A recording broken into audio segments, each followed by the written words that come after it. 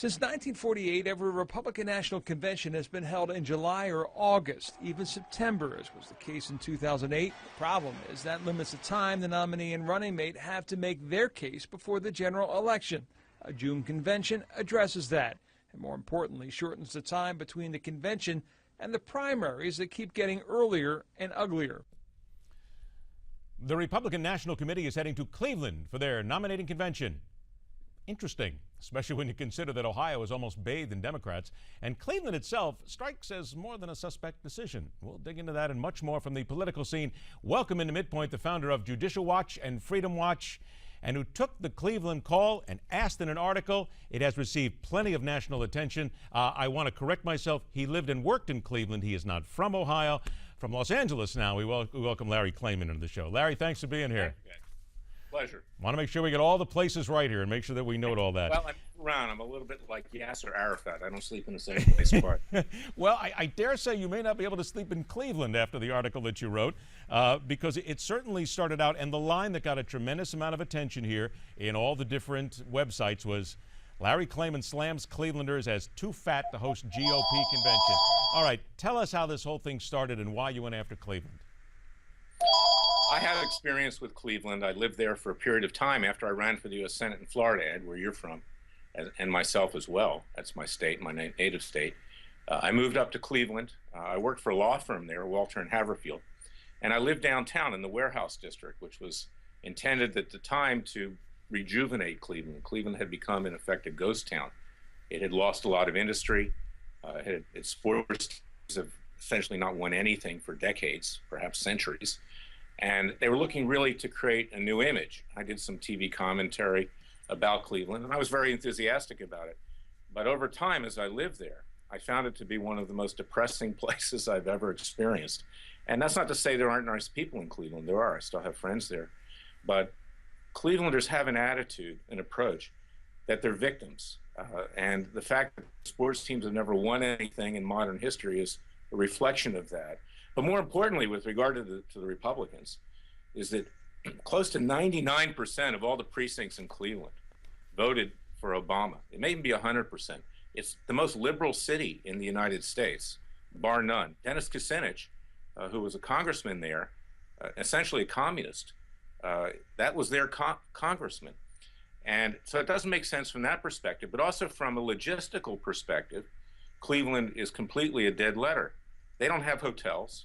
They have one decent hotel downtown at the Tower Place, and that's in a high crime area that is frequented by gangs. It's the Ritz-Carlton, and it's below par for a Ritz-Carlton. There are essentially no other facilities to serve the Republican convention. There are 3 restaurants downtown that you would want to eat at, unless you want to go to McDonald's or something like that. And so it's terrible from that perspective. And then in July and August of each year, these really foul creatures called lake flies, believe it or not. I mean, they're gnats, but they're bigger. They're giant gnats. Swarm into the area. It's not even funny. I have to laugh. Because You're the killing choice us, is Larry. absurd. You're killing us. we're sitting here right now waiting to see if we can find some bug spray or something that sounds so bad. Well, wait a minute. Isn't this? You need more than bug spray, Ed, I'll tell you. Isn't this? But you pointed this out. Before we get to the whole Republican issue here, and again, why, which is still a question that has vexed so many people here. When you talk about Cleveland, they simply are put upon. They are the butt of jokes constantly. You still hear about the lake being on fire on a regular basis. That is a standard joke about Cleveland. And you're right, I have to say that I've been in Cleveland many times, and it's a nice city. I mean, there's nice people there, but outside of the Rock and Roll Hall of Fame, where do you got to go? I mean, they really don't have a lot, and it would seem to many people to be just an example of that Rust Belt city where Democrats have always been in power, the politics have always been wrong, and the cities just never have come out of the dark ages. Well, there's a reason for that. You know, I'm laughing because I don't hate the people of Cleveland, obviously, No, but you have to laugh or you'll cry. It is absolutely the worst major city short of Detroit. And you can see the video in this linked to my column. You can find it at freedomwatchusa.org, freedomwatchusa.org. It's the mistake on the lake, and they've done nothing to improve it. It's terrible. It's worse now than it was when I lived there back in 2005.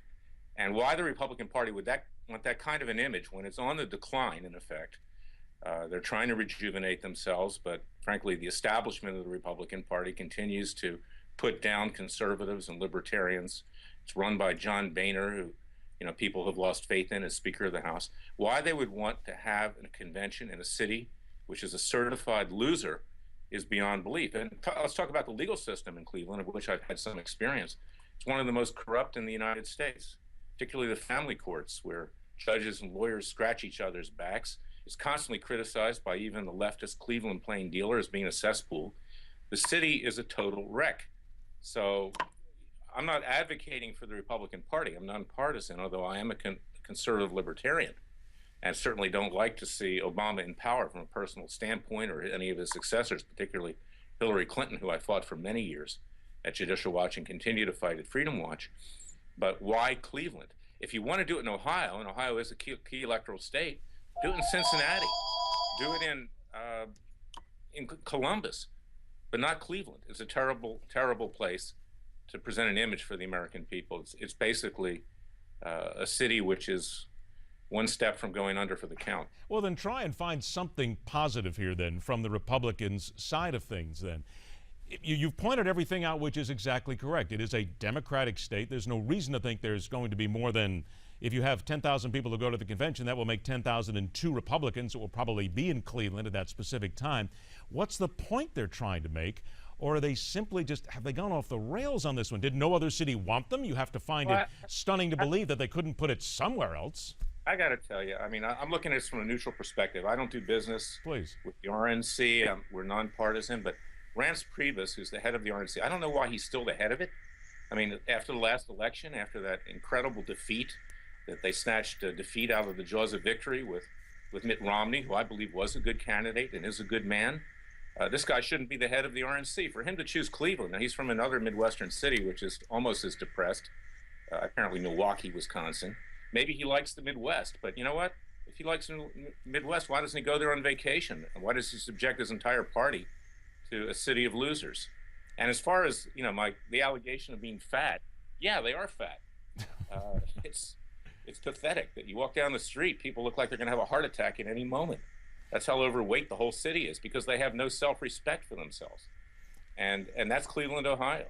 Is this endemic to a lot of what people are talking about right now when it comes to the Republican Party, Larry?